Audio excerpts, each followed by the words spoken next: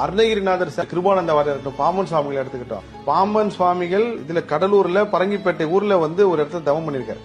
அந்த இடத்த என்கிட்ட காட்டணும்னு சொல்லி அங்க இருக்கிற ஒரு முருகபக்தர் கனவுல போய் அந்த போட்டோ எனக்கு அனுப்புறாரு. அந்த போட்டோ எப்படி இருக்கு தெரியுங்களா? இமயமலையில பாபாஜி ரஜினி சார் ஒரு படம் எடுத்தாரு பாருங்க.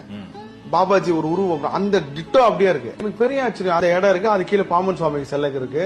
பாம்பன் சுவாமிகள் அங்க உட்காந்துதான் புத்தர்கிட்ட சண்டை போட்டிருக்காரு. புத்தர்கள் இலங்கை மூலியமா வந்திருக்காங்க. அப்போ நம்ம சிவன் கோயில்களையும் சிவன் தெய்வத்தையும் இழிவுபடுத்திருக்காங்க.